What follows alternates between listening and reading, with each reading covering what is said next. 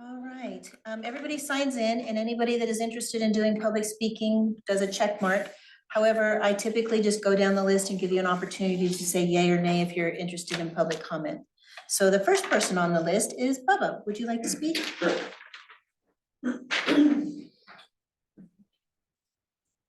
My name is Bubba King. I live in Newberg, Oregon, and I'm running for county commissioner. My wife and I own a farm just outside of Newberg, closer to Yamhill than Newberg actually, but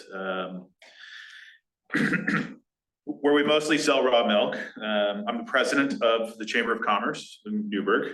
I've got 2 kids that take a lot of my time as well, taxiing to and from.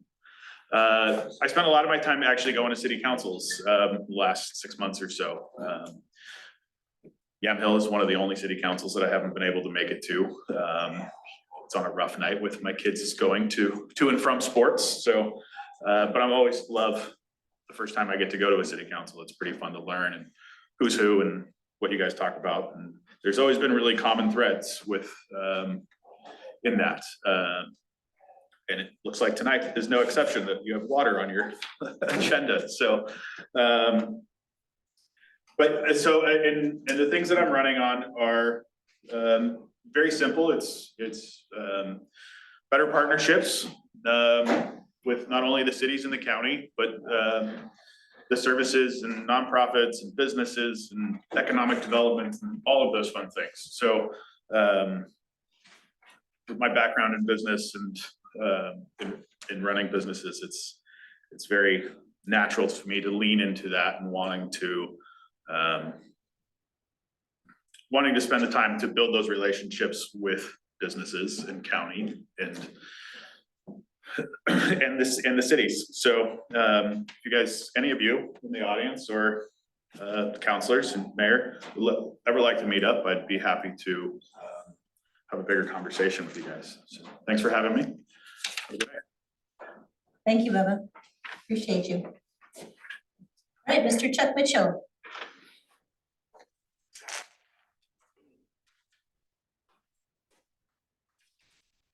Please state your address.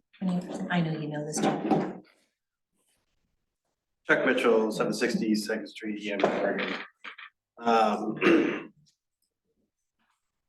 think we have planning commission on the agenda this evening. Yes, they'll be reporting. All right, good. I'm here to talk about, can I get a couple minutes? Some of the 3 minutes. Okay, some of the planning issues that are concerning with the city of Yamhill, urban growth boundary expansion particularly. And I don't know if anybody here is aware of House Bill 4126. Anybody? Yes. You are familiar with it? And the governor's current plan for infrastructure money and UGB expansion, accelerated, Skipping County. It's kind of a hot topic. Oh boy, so we've been diving into this pretty heavily, and there's a lot of talk down to Salem with all these urban growth boundaries being kind of maxed out, that there is no land to kind of provide this housing. The governor put forth a year ago 35,000 units a year for the next 10 years. Simple math, that's 100 doors per day, meaning turnkey, open the door, move in every day for 365 days a year. That's what she is, that's her goal. And we don't have the land to do that in the state of Oregon because most of the city's urban growth boundaries are maxed out. So Salem's kind of in a panic. House Bill, there's 2 House bills down there. 4126 is one of them. There's another one as well. And some of these bills that are coming forward are providing for some of the smaller communities infrastructure improvement financing, some money, some grant money for the smaller towns that need some water upgrades, sewer pond upgrades. So it's out there, it's coming. If it gets approved and passed during this current legislation, they're wanting to fast track a number of these urban growth, those who are wanting to do it. So I know we are maxed out here in this community. We need to expand. There's gonna be some stuff put forward in the near future. So I just wanted to bring the attention to the city that the old cliche, strike while the iron is hot. There's money gonna be available for potential pipelines from existing reservoirs to the water treatment plants, sewer upgrades, expansions, probably a headworks instead of a pond expansion, more of a headworks and maybe a couple clarifiers prior to pre-treat to treat. So those are all things that we as a community, city council, can really push forward for the next 50 years of planning.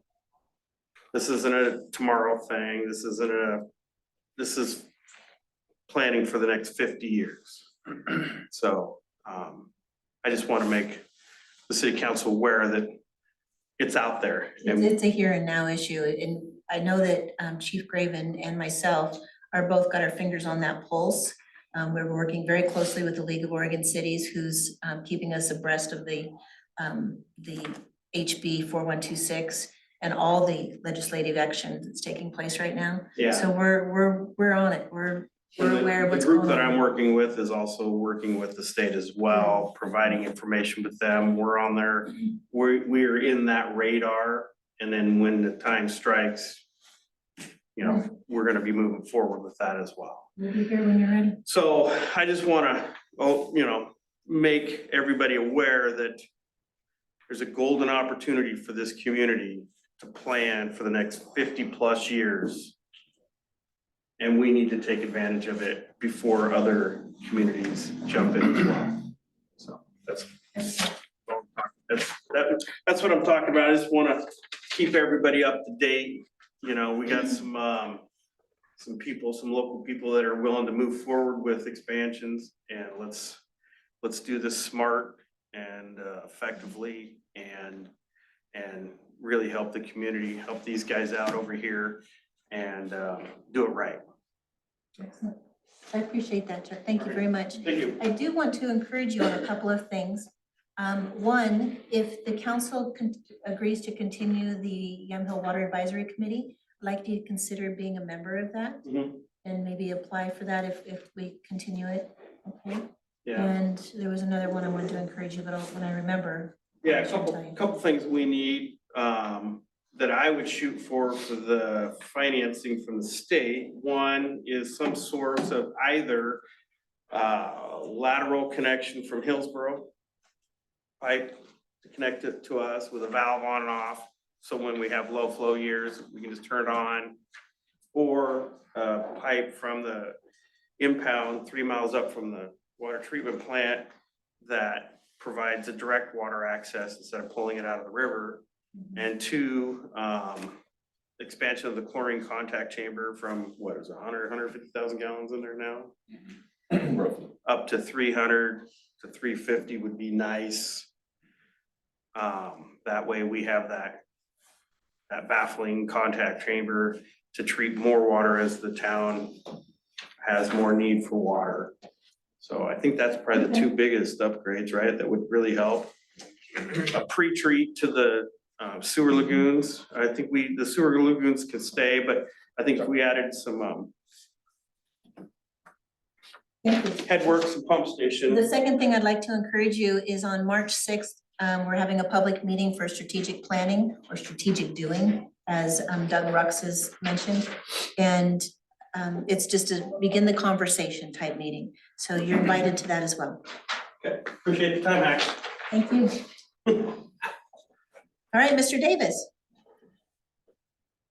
Yes, Mr. Mayor, my name is Robert Davis, 212 North Maple Street. I'm here today as Yamhill Neighborhood Association and wanted to bring the council The public and anybody's listening today up to speed. Our first disaster preparedness class will be next month, most likely on the 23rd of March. And it will be a drill on everything that we have learned in the previous year. And so it should be a lot of fun. It will be broken into small groups, and because of the drill aspect of it, we're gonna have multiple classes throughout the day. So small groups, but lots of fun. And in addition to that, YNA has met with the Economic Development Committee. Jenny is going to be speaking about that, so we have information regarding that. And we'll be at your March 6th meeting. We plan on being there with bells on. So in addition to that, it has come to the attention of YNA. We have dug up some more information from years ago that the employee handbook last approved 2017 was attempted to be revised by your pro tem Petra Schultz May of 2022. Obviously, it didn't make the grade because of what issues, I have no idea. I don't remember. I haven't done the legwork to find out. But we would like to be put on the agenda for next month to speak about that in detail. I've read both reports cover to cover and have outlined all of Petra's revisions and found them quite enlightening. Not derogatory, not inflammatory in any means, just bringing the document up to modern times, talking about cell phones, and sexual harassment, and those kind of things that have changed in the last, several years to 8 to 10 years. So other than that, it's all good. Appreciate you guys being here. Appreciate the audience, and thank you so much. Thank you. Mr. Lossley. Rocky Lossley, second in Hemlock. The subject matter is in a couple of parts here. The first one is Public Works. And I would like to compliment Josh. I don't have his last name, but anyway, everybody else in the city knows who Josh is. Appreciate his workmanship and his communications. I think a very valuable person at this point in time. And also the leadership within Public Works, Jason, who also has done a good job of communicating. And I'm not involved in everything, obviously, but those pieces and parts that these individuals deal with, and from time to time, they are individuals who live in the city. And by the example that I have experienced myself, I just appreciate the professionalism and the workmanship. The next item has to do with the water billing contractor and the error that was the error that took place recently. And I'm concerned about it to the point that I think the water billing contractor owes the city something, and it needs to be of a tangible nature. Because I believe the number of phone calls, the number of individual persons, and I'm one of them, that made their way to City Hall and to speak to a person of authority about the problem, and another compliment. Because the person I spoke with was Angie, and I believe that she listened and very carefully answered my questions and helped me understand what took place. So I think something ought to be done with with that water billing contractor. I'm sure there's more than one contractor around. And they need to be put on notice. There needs to be some kind of reasonable discussion between the city and the contractor. And the last item has to do with visual aids in this room. The room is nice. And we used to have things on the wall, they're not there. But the things that really could count on the wall would include a map of the city so that everybody can look at the same thing. And then perhaps a map of water line, sewer line, because in the various circumstances of discussion, those issues are brought up, and to have a visual aid where everybody can see it and we know, everybody knows what we're talking about would be very helpful. For the planning commission, a map that shows issues that are relative to planning commission. So that, once again, we are all on the same page because we're all looking at a particular visual aid that helps us to the point. Thank you. Thank you. Good information. Mr. Moore, you're going to be speaking during presentations, is that correct? Yes. Along with Ms. Morrison, correct? Yes. Yes, I do have a small. Public comment? I don't know if it's public comment, but I'll just. Divvy up my. Two hats. So Jenny Morrison, I'm with the Yamhill Downtown Association, and we have set a date for our next Beverly Cleary Literacy Celebration and 5K, and now it's 10K fun run and event, and that will be May 11th. So we've confirmed with interested parties and also with Heidi at the Larson House. So I wanted to start here tonight just to make sure that everybody's aware of that. And it seems like we were just doing this not that long ago, but here we are again. So to get, I'll be proceeding with the permit process with the county, and we're gonna set up in the same fashion. We're just gonna extend the route further, but out into county lands. And so the plan is to still do the same with the oh shoot, what's that group called? The expert security people. Oh my gosh, I just am totally drawing a blank. Anyway, the people who help mark the spot. CERT, thank you, CERT volunteers, so work with them. And then also we're gonna have to still talk to you about like blocking off if possible the side street and all that. So just want to get the heads up on that, and then more action to be had over at Jane Heinrichs Park. So, yeah. So if that's okay, that we can proceed with May 11th, Saturday, May 11th, we can do that. We will put it on the city calendar. Excellent. May 11th. Specifically Yamhill County, sir. Yes, and so not. Saturday, May 11th, Beverly Cleary's birthday celebration with a 5 and 10K Yes, run. yes, so we're getting bigger. And yeah, it should be good draw. Excellent. And before you go away, I wanted to highlight what our discussion was at the YDA meeting last night, the Yamhill Downtown Association. The chief and I met with the Downtown Association, and we met with Adam Stone, who was a board of Cycle Oregon, and he presented a project called Gravel Trail Systems.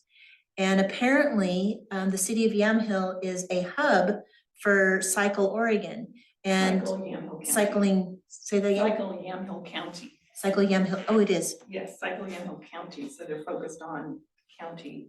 County. Yeah. No, you're right. I put Yamhill in there. I just didn't No. put the little arrow up that says right at. Yeah.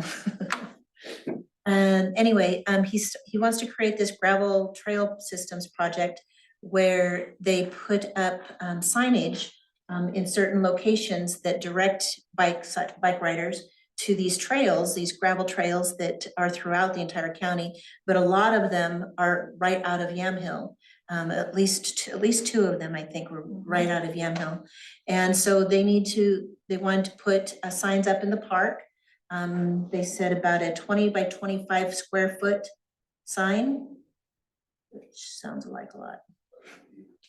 Where- No, I'm sorry, 4 by 6. 4 by 6 signs in a 20 by 25 square foot space. Okay, is that better? Big sign. Yeehaw, okay. So, and a kiosk installation type thing. And so the kiosk would be, have the routes, it would have directions, it would have the GPS codes, it would have that, all the information that bike riders would need in order to access these trail systems. And they would like to station that kiosk in Beulah Park. And so we're gonna need to when this comes down the pike and they ask for a permit to do that, we'll need to be ready as a city to advise them on where would be a good location to put that. The park is a rest stop or a starting off stop for bike riders, so the bathroom is a big deal. So they would like it to be somewhere near the bathrooms if possible. So I'd like you to scout out, if you would, to just kind of get an idea of where we could potentially do that. It doesn't mean that we're doing it now, this is a heads up that this is coming down the pike, and we'll be needing to make a decision on that permit when they submit it. The bike trails would initiate from Beulah Park, go down 3rd Street, cross over 47 to Olive Street, and then down to Pike, and then up Pike to the various systems that they have in place. So we did ask that it not be part of Main and Maple for safety reasons, and they were respectful of that. What else? We also talked about the current kiosk in downtown Yamhill, and if they could maybe be part of including that in their installations and upgrading it and making it nice, but also leaving a space for the city to post their garage sales and public information type things. So they were gonna consider that, think about it, bring it back to the table when we discuss it again. And all of this kiosk stuff will be paid for by the Cycle Yamhill County, Oregon. So that was good, and it would be maintained by them as well. So if ever there was a maintenance issue with that, you would just call them and say, this needs maintenance, and they would take care of it. So that's encouraging. Yeah, that's great. We were, They did say that they could install them, or if it's a preference of Public Works to install them. Okay, we'll have that conversation, yeah. they said that about the signage too. There'd be some signage throughout, the trail from 3rd down to Pike. There will be some bike signage, and so they We can would, accommodate, Yeah. we'll make it work. and they would want to know, they're willing to install them themselves, but I didn't know if you would prefer for Public Works to install them. So that'll be something you can just think Yeah, about that's- and let us know later. So that's coming down the pipe, that's information only for council and staff and city. So YDA is making things happen. So encouraging.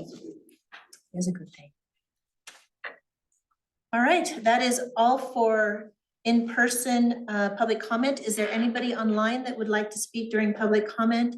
If so, please unmute or raise your hand.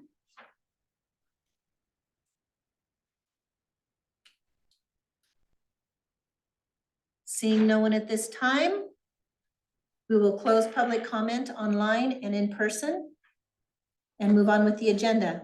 There is agenda updates or additions. Is there any additional that we need to be aware of? Nothing that I added. Okay, then moving on to the consent agenda.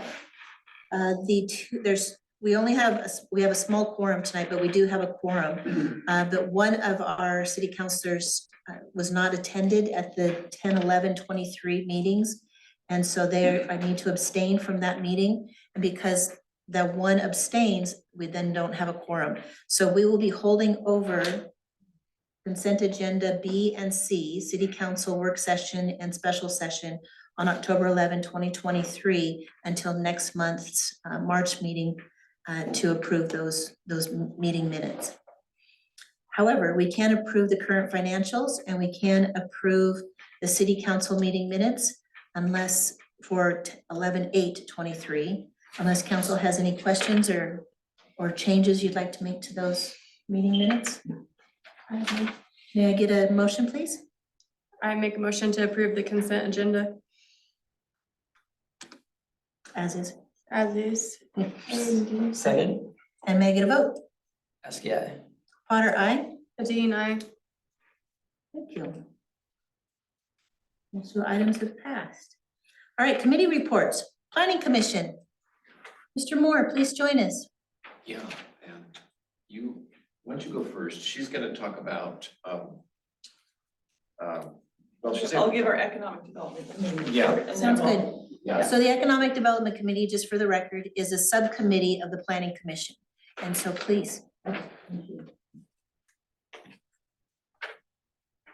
So we have been meeting over the past almost a year to discuss the code development and and provide some research and insight into how we could better the codes for Yamhill. And so as we've been moving along these different directions and avenues, we've come up with most recently some support from a community planning director named Steve Faust, who was recommended. Long story, but Kara Weber, who's on our committee, did work previously with Mary Bosch, who helped Yamhill. And Kara reached out to Mary to say, hey, who would be a good person to get some advice on? We've got these grants coming in to get some advice on how best to make use of those funds if we're gonna have this money coming in and to be able to update our codes. Because we're just doing our research as you know, enthusiastic citizens, but we're not experts. And so how can we be efficient with this? And so she said, oh, you should talk to Steve Faust. And so Kara lined up an informational discussion with Steve. He brought in this other person named Doug Rux, who was also recommended by another person. So it's been kind of a nice assortment of duly recommended people to provide some insight and some expertise for our committees and people. And they provided some work on, or examples of how they could support and how Steve could support, if we have this grant money, the best way to, you know, use the funds and talk through like the process. And so they could help with kind of assessing where we are with our current codes, looking at the input from the community and helping with kind of a visioning process, which is some things that we've been talking about over the past months on how best to get community input without having to cost a lot or get extra grants to make that happen. And then they could work on reviewing the codes, developing code concepts. And then that would be considering the commercial business district and also this housing needs assessment that we have to have. And then help Walt in writing the codes and working on that language, and then get that to the planning commission to approve, and then off to city council for the ultimate approval. So what we want to do after reviewing this information and talking it through with our last economic development committee meeting last weekend is we would like to make a recommendation to at least for you guys to consider using the services of this person who has good expertise. And so we're going to be presenting that recommendation on the February 26th meeting of the Planning Commission, and then hopefully get on the docket for the following city council meeting. So that's our intention, but it's exciting because there are people who have experience. Steve worked with the Carlton's visioning process, and I've attended those meetings in the past, and it's really great because they're pulling in the community, but they're also, you know, assessing all these different elements and being able to make good recommendations that make sense to the town and citizens, so. And if I can interject, also, this is all to support the Economic Development Committee, not supersede, but support our efforts with qualified people who know what they're doing and how to do it. So. Yeah, and some things that he mentioned too, I think Brett and that, but it would be very, you know, it's a good faith effort, transparent and inclusive, because that would be the key. And then have it be very clearly laid out, the process, this is the schedule, here's what to expect. So I just think that getting the right support on board would be helpful. Anything else from our meeting? Thank you. Thank you.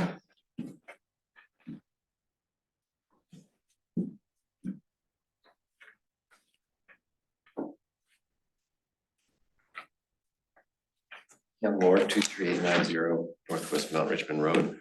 I went to the League of Oregon Cities conference this week, this week, over in Lafayette. And we met in the trailer there in the park. And they had people from all over the state, small cities like us. So I went over to kind of, compare and see what other people are doing. The subject was the fact that later this year, cities will need to have an electronic portal for people to do planning through. Now, the county already has it, so we just use the county. And I just learned a lot about this system of filing for permits. The purpose was to have this requirement so people could apply for a permit anytime 24/7 online and just make it a lot easier. Well, fortunately, the county already has that. I'm not telling you guys anything. But, and so the question was, why would a city consider doing their own? Well, you'd have to have enough fees to pay for the person to administrate it. And even the gurus from the state that, run this thing, and they've been refining it, and it's working really well, said the computer thing maybe you get a piece of paper, you've got to put it into the computer. It's more work almost to keep up the computer. It's better for the users. The service is better, but it costs a lot. And obviously we don't have the size. We don't have enough projects for the fees to pay for a person to administrate it. So that's what I learned in Lafayette. The meeting on the 26th, we have two public hearings, one on the intermediate schools applying for electric sign, and we made that ordinance. We said, okay, here's all the ordinances, you gotta do all this, this, and this. And we want you to come talk to us first in case we forgot to put something in that we still wanna have a comment on. So that's gonna be there. And then the public hearing on the formula business amendments or guidelines will also be held. We're reviewing Title 11, the code, and Walt has warned us that it's going to be a long discussion because as he reads through pages, he just goes, oh, nope, that. So it's going to be a big project to get us where we should be with that.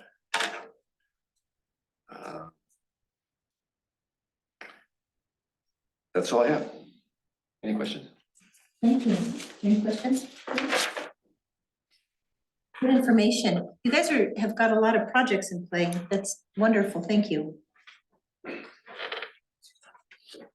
All right, Water Advisory Committee, council discussion. We, at the moment, we don't have a Water Advisory Committee. The chair resigned and some of the others, their term in service expired after 2 years. And some have agreed to come back if we continue, and some say they're done.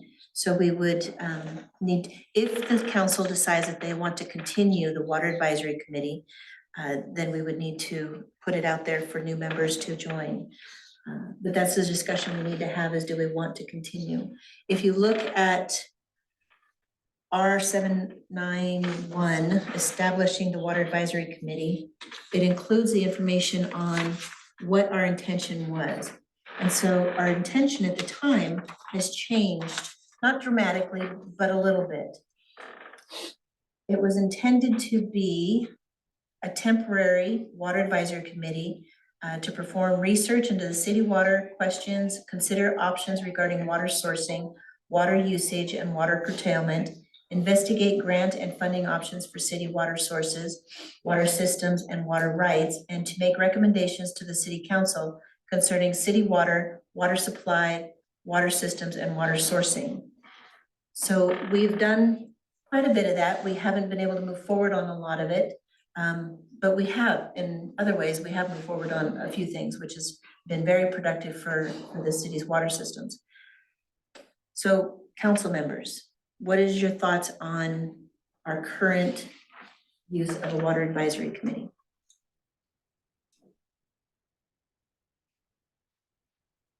Because maybe to Jason, like, would it be valuable to continue it, or do you think at this point it wouldn't be necessary?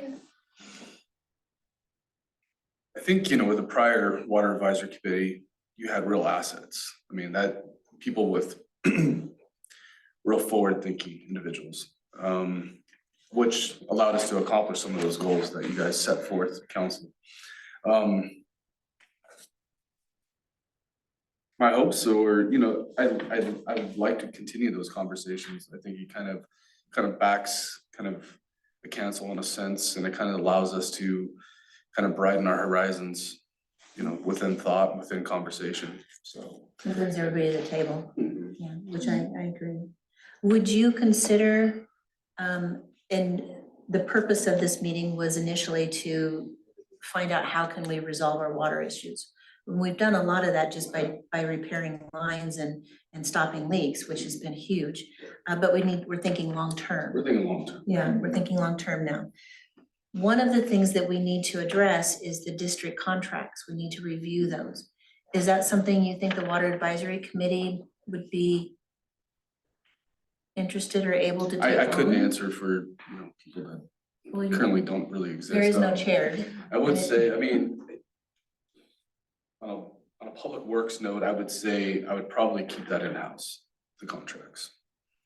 I think your water advisory is best served for future plan, future growth, not things that are dated and need to be updated within legal. So I would kind of keep that out of their hands, but that's just my personal opinion. Even though it would involve community members providing input on those And I contracts? think that's kind of where you kind of run amok. You would have district, you would have city, and it would just go back and forth, and there would be no progression. Okay, I hear that. All right, Chief, do you have thoughts on that? I know that what it was established for, as documented, was beneficial. But as far as if you're asking about the updating of documents, I think that would be best done with legal and with Jason's input though, and communicating with the different districts. Okay. And then having Jason or whomever as a representative for the city with the districts. And I know that the communications with the districts in the city have been productive, but it needs to be done expediently. But to have a water advisory committee doing that, I don't know that would be something that should be in their wheelhouse. Okay, I appreciate the input. And Councillor Hadeen, you were on the Water Advisory Committee, your thoughts? Yeah, we had great, really good input, great conversations, brought a lot to the table as to different views on things, so there were benefits to it. But I agree, keep the contracts out of the water advisory. Okay, all right, I'm crossing that off. Okay, I get the message. All right, and Councillor Askey, what are your thoughts? You weren't on the committee, but. At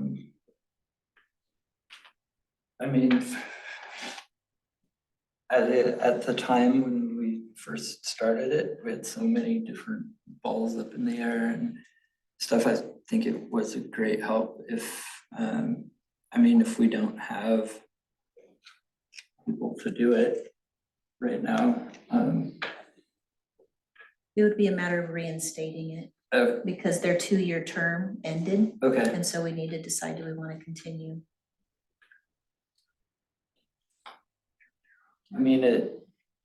Just going off of the establishment where it says should remain in existence until city council deems water supply issues and structural water limitations addressed. If you're just going off of that, have they are they considered addressed or in process? Is that same thing? And I could answer that for you, Tim. I mean, the water advisory came up with conceptual plans. Yeah. And we followed through. We have a 20-year plan now with our water intertie with the city of Hillsborough. That was established, a letter of intent. That was great. I mean, that is kind of established the foundation. Mhm. We knew where the flaws were within the infrastructure and the design of the infrastructure.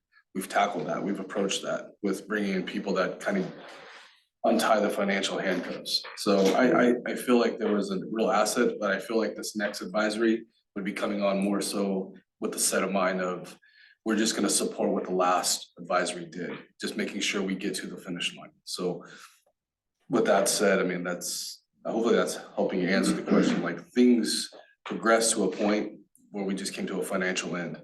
And we're just gonna continue to progress, 20 years down the line. So, Yeah, And on top of that, as Mr. Mitchell mentioned, there is infrastructure funding coming down the line that's being discussed right now. And once that comes, we need to be ready for it. And in order to be ready, I think a advisory committee to push that issue, to help with the application process, to potentially even lobby on behalf of the yeah, city. I honestly, Mayor, I think you know that they push.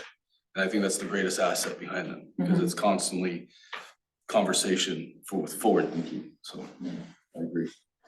So you both are for continuing the advisory committee, Yeah, for the intents and purpose of what the Jason, original plan. what Jason.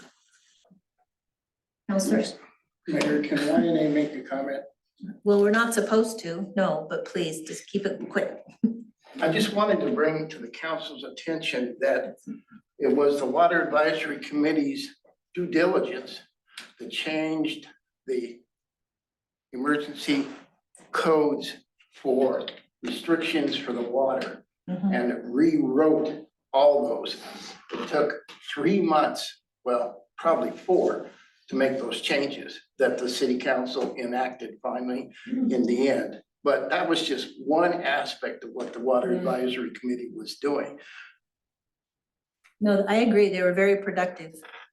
And Mr. Mitchell? Follow up with comment, as we move forward with this planning, this expansion, identifying the needs, the critical needs at this point through either a map or some kind of an outline is gonna be critical in moving forward and getting that funding.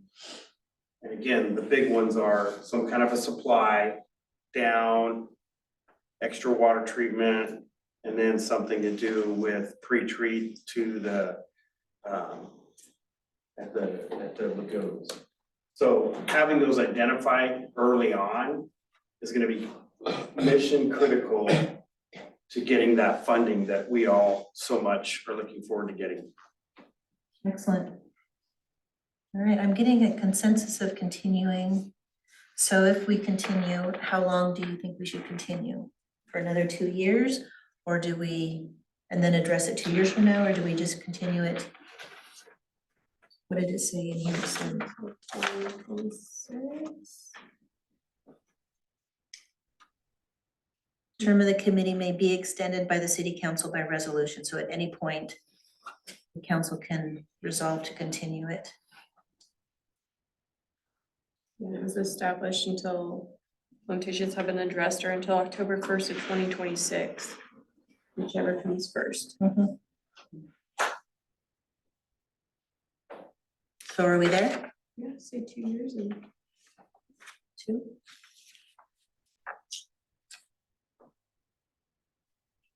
Counselor Askey? Yeah, 2 works. All right. So with that in mind, is there a motion?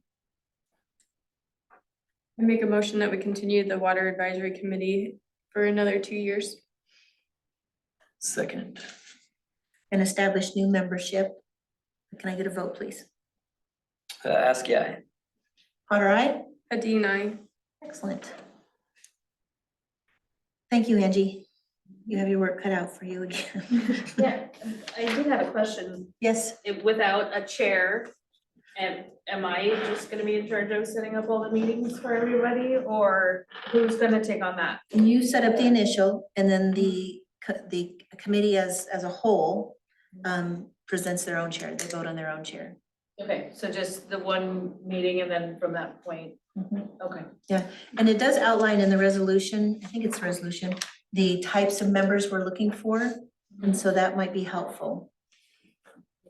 Like, I think EOC, some supervisor, engineer. So how many need to apply, Mayor? Well, Angie will post that Okay. and let you know. It is posted right now, and the applications are on the website. And then For also what posted on advisory? Facebook. There are 3 that's either resigned or terms have ended, and there is 1 that has reapplied. So everybody has to reapply at the end of their term if they want to continue. So two openings. 2 residents and 1 outside water district resident. Oh, outside, okay. So 3 residents, and how many do we have still on board? We have Marcy and Jason. Okay, so we need an EOC person. We've got Jason, we need a staff member, which typically is that you? Or do we have another staff member that's present? I would attend, but Jason, who do we typically have? We had attend? Kyle Adams. Kyle? Okay. So I'll leave that up to you guys to figure out for the staff member. And then Counselor Hadeen, do you want to continue? Lifeline. Yeah? Because you got lots of time, right? Okay, and then 2 residents and an outside district person. So we're looking for the 2 residents in an outside district. Correct, and the person that did apply today is on the outside district. Okay, Was it Excellent. from Pleasant View Water? It was Kathy that was previously on the water advisory. and then we have 1 non-voting member, which is the city engineer, with John Christensen, for those who know him. So that will be continued. Yay.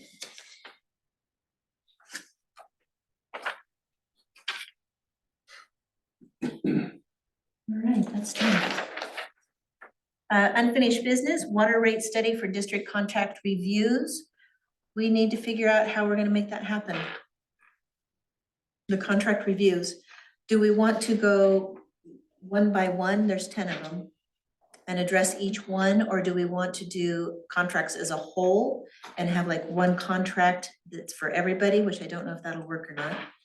I mean, it'd be nice to have them all the same if we could make it work. Okay, we need to send this to legal and they need to have direction on what we're expecting. So what are your thoughts on that? Be nice to be consistent across if we could, to make it work. That way there's not any differences in the contracts. So consistency,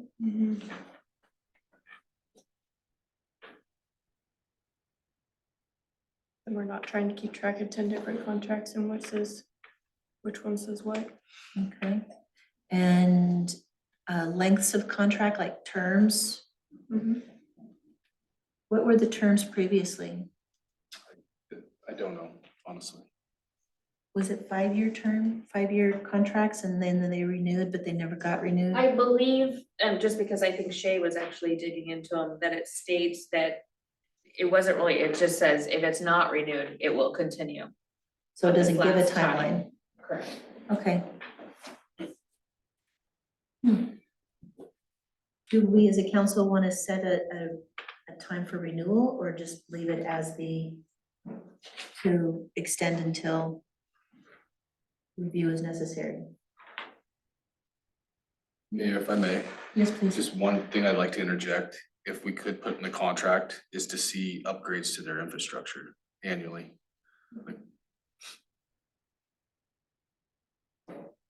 Annual upgrades to district infrastructure.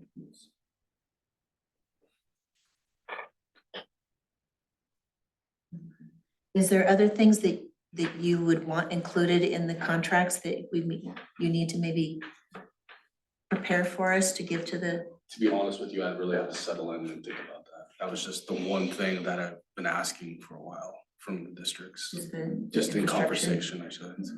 And so when we say annual upgrades to district infrastructure, what would that look like to you? New main line for them. New service lines, I guess just we could discuss that with legal, how much we could put bite into that, but I would say probably, make it minimal, 100 linear feet. New pipe, things of that nature where we can go and inspect it and just see that they're doing their due diligence for, capturability purposes. And would you want to do like annual inspections? Inspections on site, on project. So if there was. So at the time they do the projects, but not just check the pipe and lines annually Correct, anyway? just when the infrastructure be put in place. Okay. Inspection on upgrade.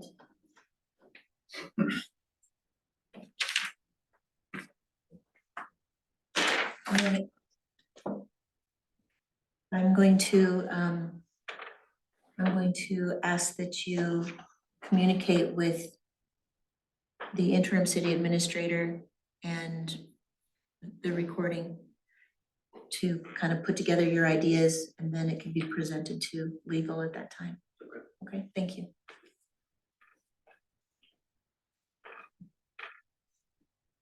All right, so water rate study, discussion done. SDC reviews, a reminder, the last change was January 1st, 2023, at an increase of 7.07%.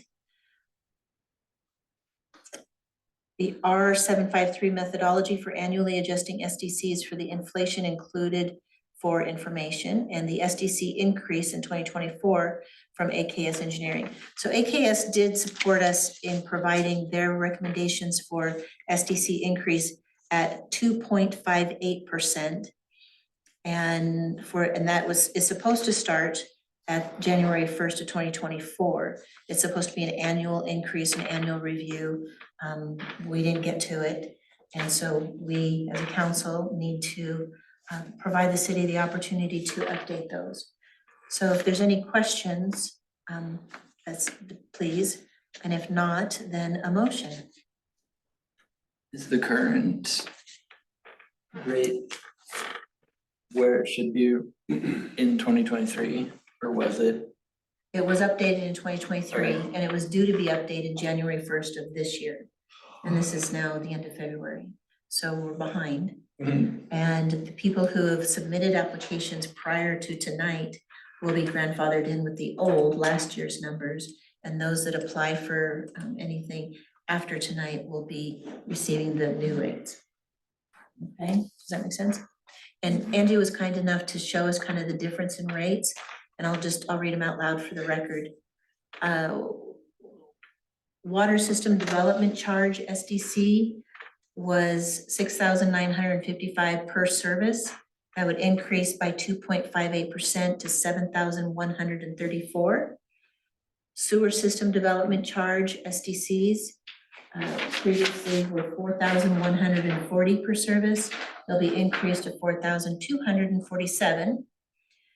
Park systems development charge SDCs were previously $3,585 per service and will be increased to $3,677. Street system development charge SDC previously was $2,287 per service, will increase to $2,346. Stormwater SDCs, previously $1,907 per service, increased to $1,956.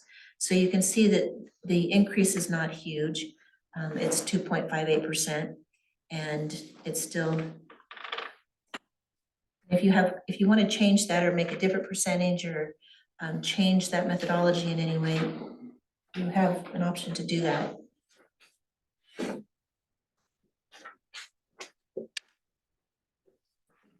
With the AKS recommendation. I'm okay with that. All right, motion then. I got this one. I make a motion that we increase the SDCs by the recommendation from AKS of 2.58% effective February 15th, 2024. Second, A vote, please. Askey, I. Potter, aye. Adine, I.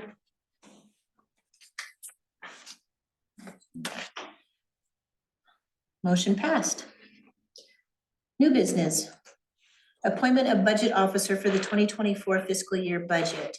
A resolution appointing the budget officer per ORS 294.331. Chief, you want to update us on that? Sure. Staff have been doing a great job working through to get the budgets for their respective organizations as well as for the city. I have been working with Kara Corrigan as well as Kim Steele, who have access to Centerpoint, which is the software that does the financials. So through the processes that I have been working through the budget on with them, any of the work that needs to be done, I have to go through them to do because I don't have access to the system because of licensing requirements. It's not worth the cost of, I don't want it. So. Yeah, so anything I have to do, I have to go through them. So I spoke with Kara first, and then I spoke with Ross, and as well as with Kim and Angie. And we are all comfortable with Kara and how forward progressive that she is and doing the financials, that she would be the best person to be being the budget officer. And then I would work with her on that, and we would work together through that process with her having that type. So you're proposing that Kara Corrigan be the budget, what is it called? The budget officer for the Budget officer. 2025 budget fiscal year. Counselors? I'm good with that. You good with that? Yep. Okay, and no conflict of interest? No? Okay, I agree. I don't believe there is either. I mean, it's always been a staff member, and so it wouldn't be that. Okay, It's not that I don't want to do the work. I will still be doing the work. She'll have the title, I'll be doing it. thank you. And it's not that Ross won't be helping us, he still will be helping us, and he'll support her through the budget officer. He has been and will continue. And will continue. Mentor him. Okay. So may I get a motion, please? I make a motion to approve resolution number R-818, a resolution appointing Kara Corrigan as the budget officer for ORS 294.331 for budget year 2024 to 2025. Second, And a vote. Askey, I. Potter, aye. Adine, I. Excellent, thank you. Emergency shelter, status of the school dome in relationship to the bond that financed it, discussion.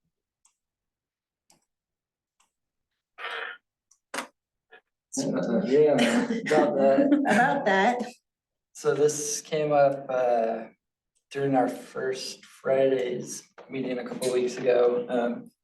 Pam and Robert both brought it up, and we kind of got into the discussion about the dome acting as an emergency shelter. And the discussion was pretty, Kay has the notes. But the discussion was basically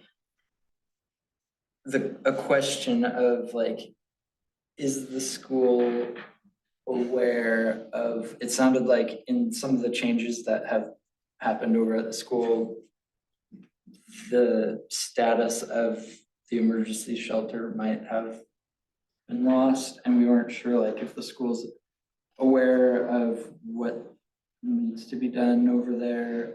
It didn't sound like it was something that the city is responsible for, but we wanted to look into it just to make sure like who's gonna be running it, like is it ready? Like if there were an earthquake right now and everyone's house fell over, who would we be going over there? We don't know. I don't know if that's a county thing, and I know that I'm probably forgetting some of stuff that we talked about, but Anyone contacted the school? I think that was Kay's recommendation to Pam, I believe. I don't know during what kind of meeting she said to do that at. I don't know if Okay. she has since then. So we don't have enough information really No. to have a discussion No, at it this was time. just kind of to bring it up. Do you as recommend we months- continue to keep it on the agenda to continue addressing as we get more information? Yeah, probably, since we don't have that information. Okay. Yeah. Mayor, I have some insight. Please. You would like.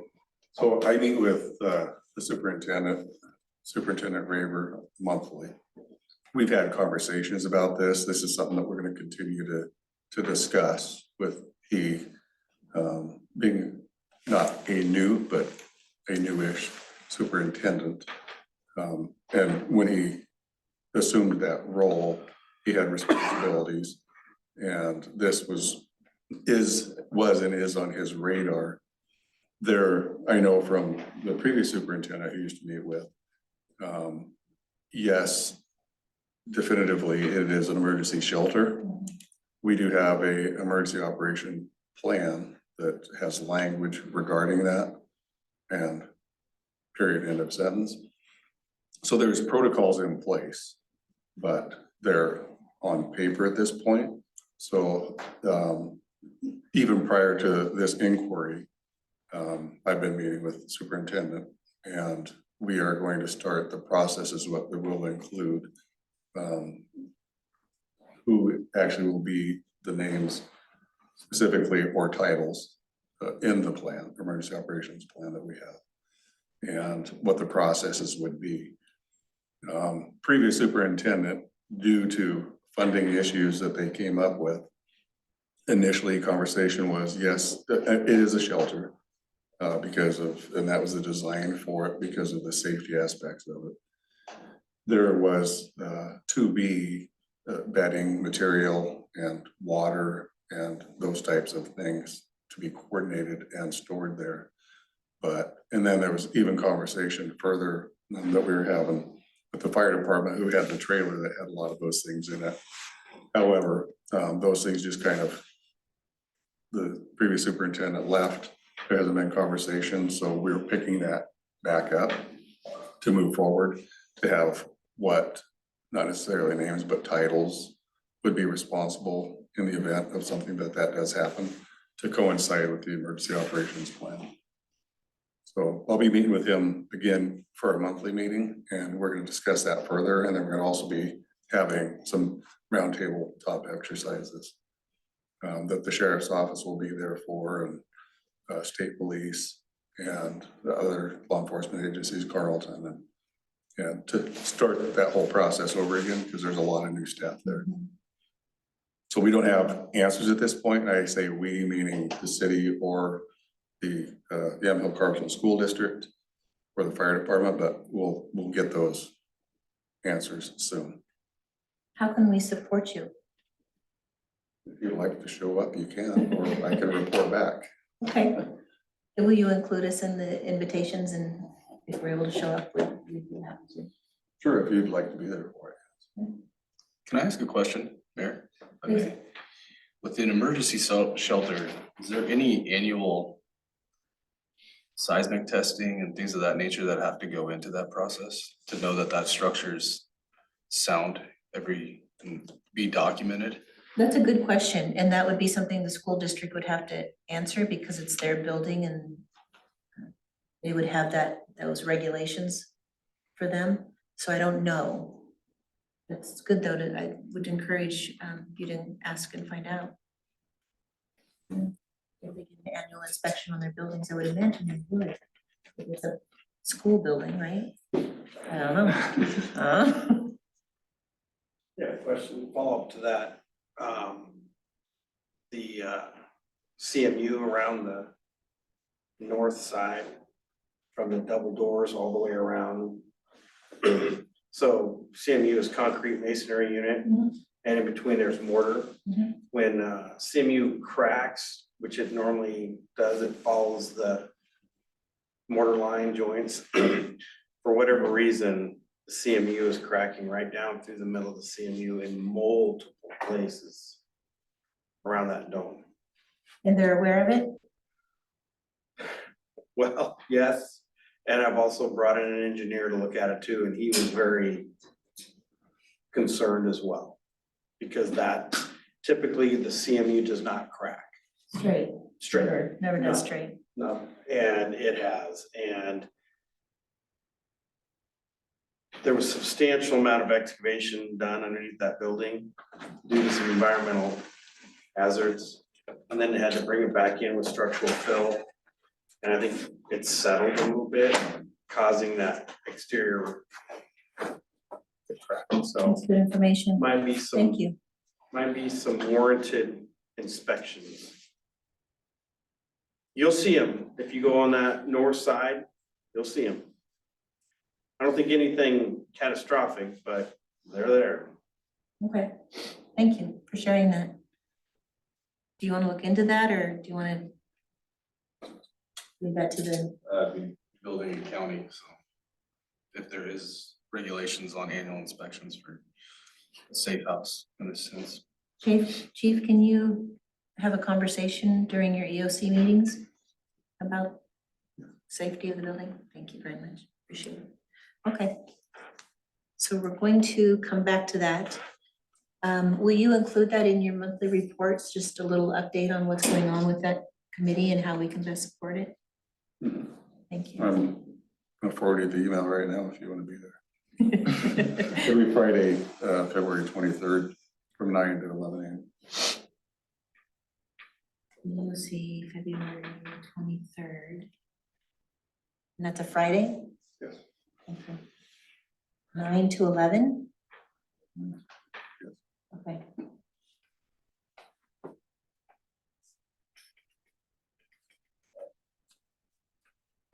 All right.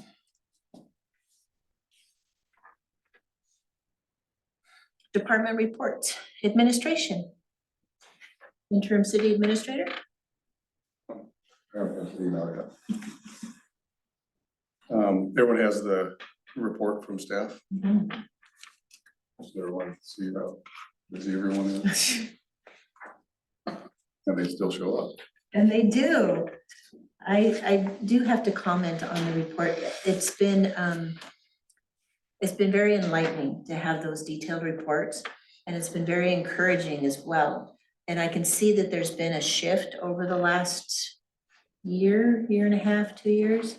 And it's definitely gone from, I don't want to say non-productive, but maybe non-communicative to very communicative, very productive, very open, transparent on what's happening and how things are happening. And that's been really, really good for me to see. And I want to thank Jason, and I want to thank you for making those things happen.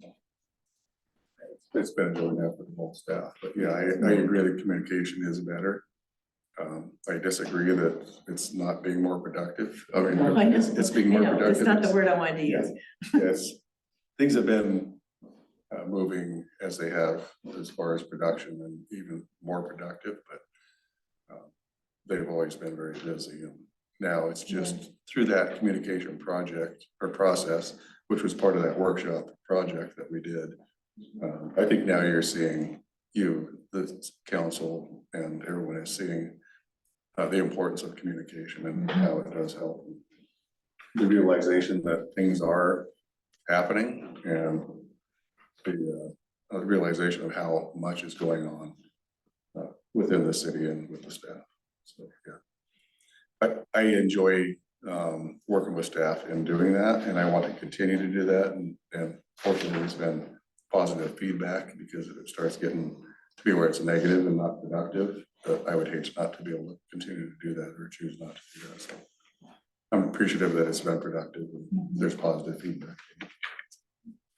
Thank you.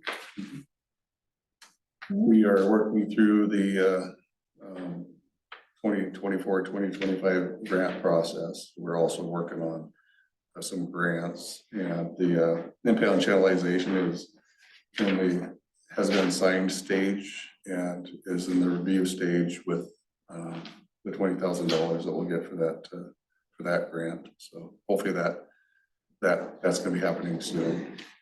So I believe that's supposed to be starting in March.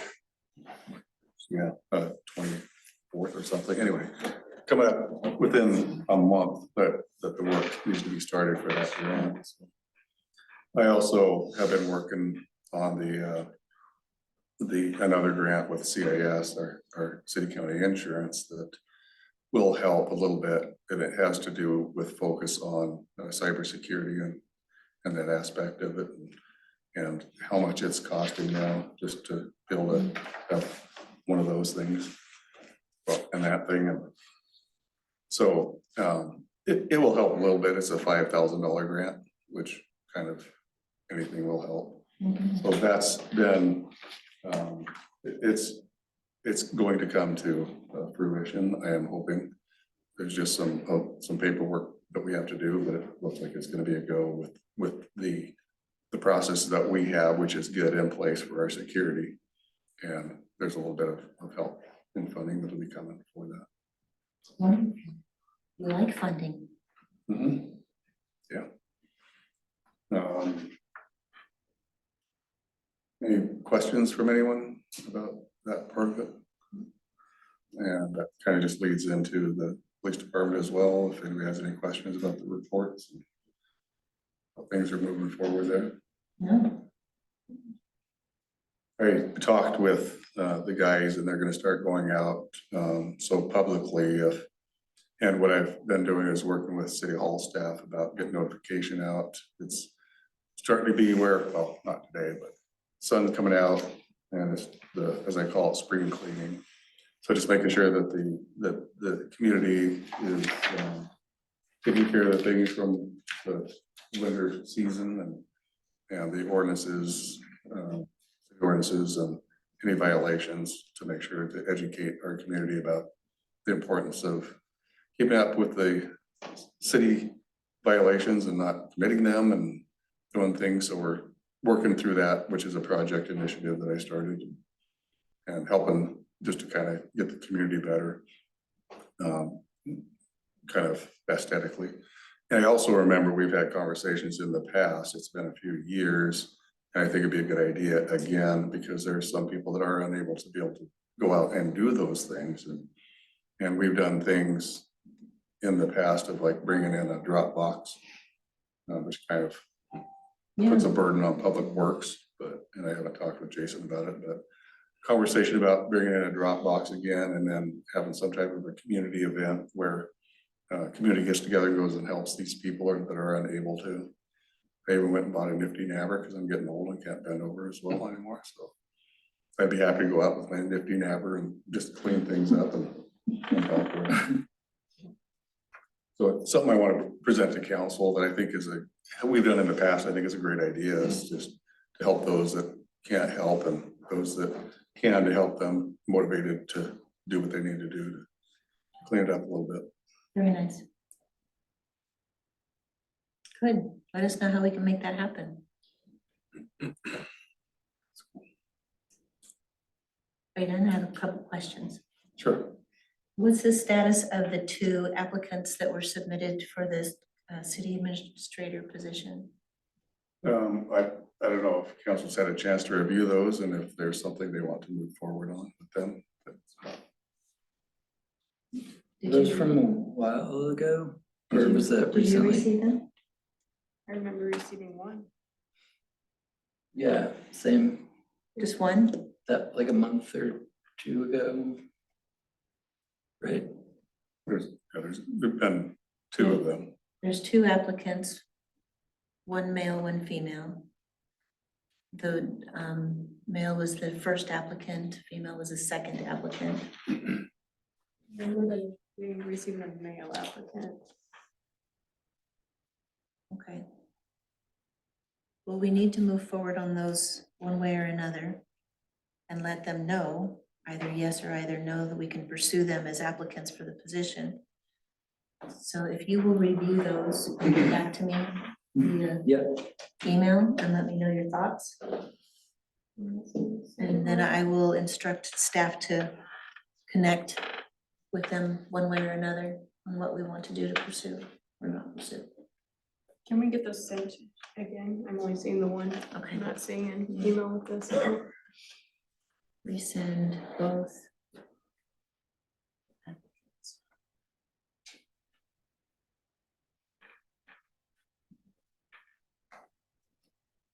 All right, we'll do that. And my next one, the gas station proposal property, what's the status of that? You don't know? I can answer that. Please. I met with their civil engineer. We went over all of our infrastructure points of connection with that development. Also talked about some finer points, fire suppression being one, kind of educated myself with that. So typically when you're putting in a commercial building within the city, this is something I'm gonna bring to planning also, is you have a standard water source for your residents or for your customers, for your general public. And then you have another connection point that is not charged by SDCs. It's just for us to monitor and meter the actual usage in that fire suppression system. So that it was, there again, it was kind of an educational piece for me. Most buildings here, I imagine, are grandfathered into some other different type of contract, but moving forward, that's something we're gonna put in place and run by Walt and the planning committee there. Their civil engineer really didn't have much to offer other than just looking at our infrastructure maps and making sure our connection points are good. We brought our engineer, our city engineer, into the loop. He kind of discussed some alternatives to connection points, storm being one major one. So we're still in the drawing aspect of all that, but it's moving forward and it's got some traction. Okay. Okay. One thing in regards to that, and this is probably on myself, but I would like to see the DEQ reports on the soil samples. And I never got anything back. And I don't know if that went to them, the developer, or if that just went to the county or went state level. Has DEQ passed it already? I don't know. Last time I spoke with them, it was a simple conversation that led to, you can't build over there. I'd probably only put a parking lot there. So. That was my understanding as well. Okay. Who should we get to reach out to DEQ and hear from them the Someone status? from the admin staff. I mean, I don't want to point fingers here. I know they're busy, like Graven pointed to, but probably they would be your best bet to follow through with the diligence that's needed to get and understand it. Okay.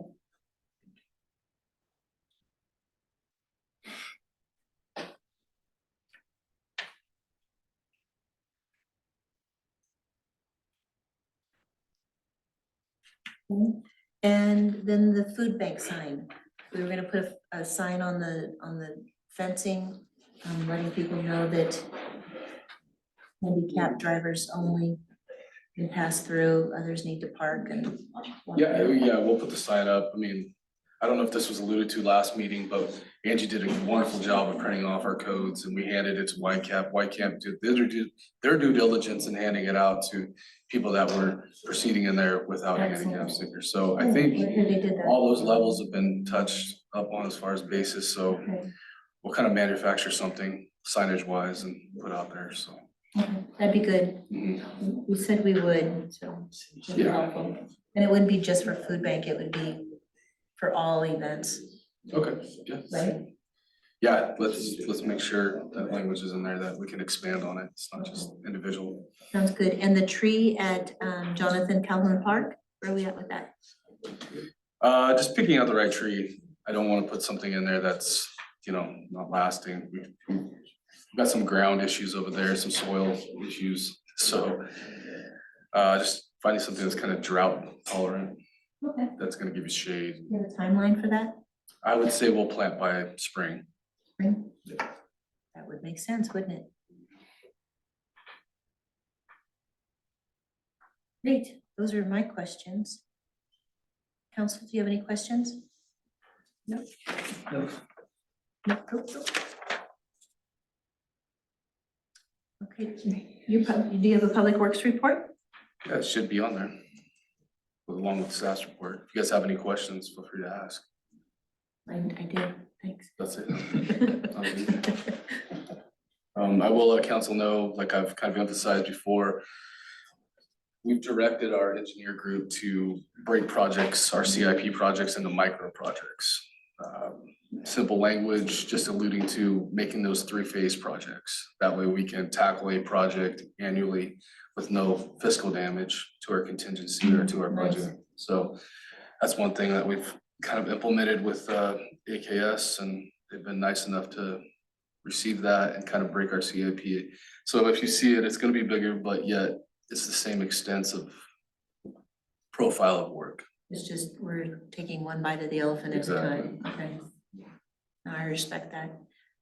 Will you relay to AKS John Christensen our appreciation as a city for his service to us? We'll do, yeah, he'll be on tomorrow at 10, so. He's always so diligent and Yeah. available. Yeah. It's nice. Council, any questions? No? All right, council reports. First Fridays, we were gonna continue this discussion on First Fridays and what we wanted to do as far as continuing or if they're productive. And what I'm seeing is, I really don't wanna lose First Fridays. I think it's an opportunity, whether it's taken advantage of or not by the community, it's still an opportunity. And when I meet people and they say, I wanna talk, or do you have a time, do you have a moment? I can refer them always to First Fridays if they've got this opportunity every month to come and talk to council members. So I would like to see it continue, and it has brought things up that we've discussed and had action forward on from communications with people. For example, I just went blank. The dome, yes, the EOC dome and never mind, I wasn't supposed to say it.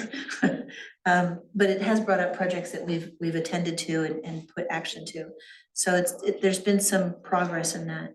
But I know that it's time away for you guys and your families, and it's a commitment. What are your thoughts on continuing it? Yeah, we talked about doing like having Pam do the poll to see if there was a better day or time to try and get more. Has Yeah, she she done was that? gonna do a poll, wasn't she? A survey. I haven't seen anything yet. Okay, so do we want to continue until we hear back from Pam? Yeah, what are your thoughts? Yeah, that's fine. I'm fine with continuing it or exploring a different day. If we think that would be more beneficial. So we're gonna kind of put off this discussion until pending Pam's survey? Yeah, okay, we'll do that. Pending Pam.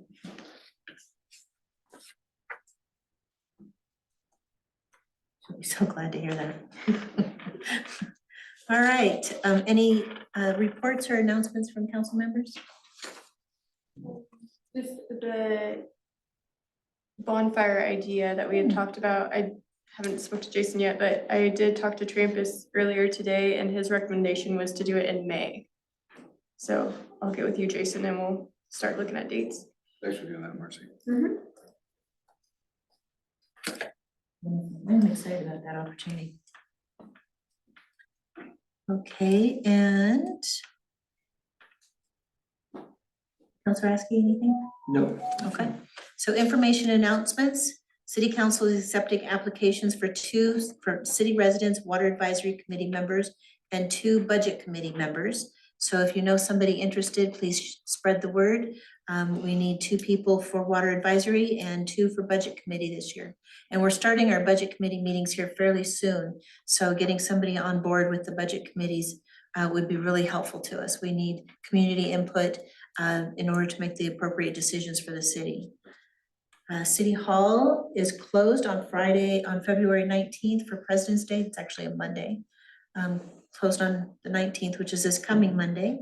And March 6th is a strategic planning work session for Yamhill with retired Doug Rux, who was the Community Development Director for the city of Newburgh, I think.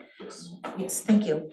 For the city of Newburgh, and he's retired, and he's wanting to support Yamhill in developing a strategic plan, or what he calls a strategic doing for our community, and how we can start moving forward in developing as a Marine, a plan of attack on the city, so to speak. So it's open to the public. We've invited the planning commission, the YDA, all staff are invited. You two are recommended, highly recommended. And all council members are invited to attend, so it will be just an opportunity to hear from a professional what he might see Yamhill going in directions and what things we can address now and into the future to progress as a thriving community. So I'm looking forward to that. It's time, it's time. We've spent some time working on infrastructure and some other things. And now we're getting to the point where we're starting to see the ball rolling. And we really want to keep that ball rolling in a positive forward motion for the city and continue to improve our community in ways that haven't been done in quite some time. And so it's important to me. Is there time for that? It's at 5:30, March 6th, here in this room. And I think that's it.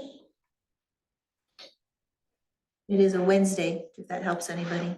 A Wednesday evening. Okay, I have no further announcements or information. Is there anything for the good of the order? All right, at this time, we are adjourned. Thank you, everyone.